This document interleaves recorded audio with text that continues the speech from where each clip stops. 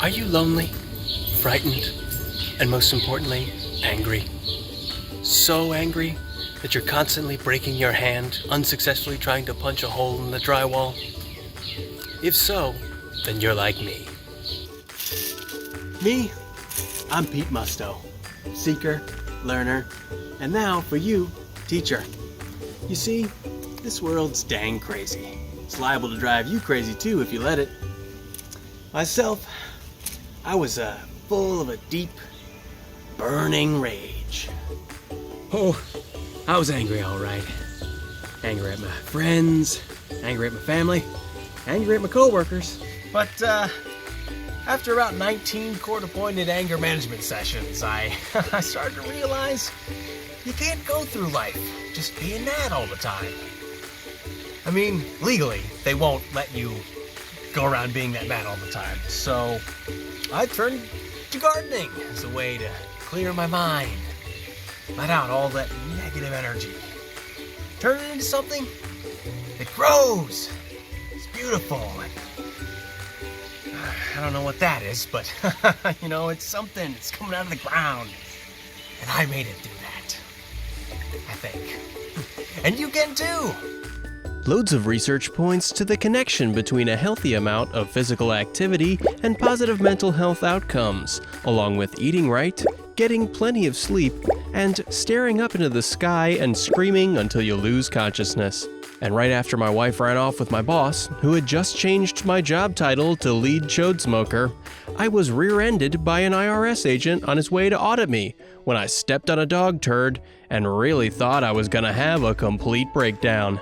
Luckily, after wandering the streets muttering to myself for 3 rain-soaked weeks, I came across a community garden. One of the organizers gave me a flyer that talked about how working up a sweat out in the fresh air and sunshine worked wonders for stress, insomnia, anxiety, depression, and a whole host of other issues. But what captivated me most was the calmness of the people, focusing on nothing but their little patches of green. It hit me like a kick to the nuts that this could help me and all the other hyper-furious individuals out there more than therapy, drugs, or random acts of violence ever could. You know, one old wives' tale that's actually true about gardening is that it's very important to talk to your plants, to really let them know what you're thinking and feeling at any given moment. How much you hate them and their peaceful existence. Oh, your green leaves and your deep soil. Oh, God. Oh, I'm gonna rip you apart. I'm gonna turn you into tomato paste, you piece of I hate your guts. You fuck. Their ability to be silent and just do nothing all day and just grow faster. Getting started in gardening isn't as easy as it looks. Sure, you'll need a shovel to move dirt and plant seedlings, but also to bury your problems in menial, self-imposed labor.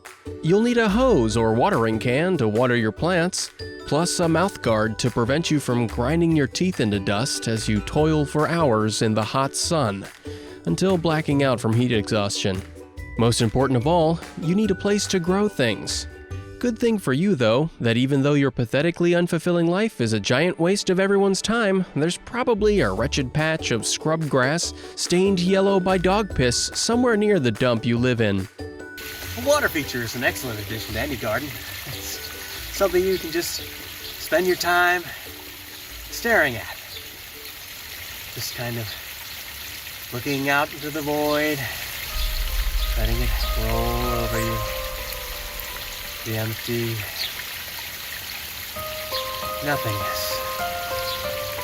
Sound of the complete, total absence of human life. As my old man always says, if a job's worth doing, it's worth doing right. And even though he and I are still not on speaking terms, I do abide by some of his advice. So if you want your garden to be a success, here are a few tips. First, Much like compost is a good way to repurpose kitchen and yard waste, taking all those petty grievances you've been holding on to, like that birthday no one came to, and tilling them into the soil of every row of seeds you plant will fuel their growth with your anger. Next, keep pests at bay by planting marigolds around your vegetable plots, and imagine what they might look like on the grave of your middle school bully. See, you've got to just let the beauty of the natural world wash away all of those dark, dark thoughts. But not fully away. Keep a few of them, maybe one or two, tucked deep down inside, just for you.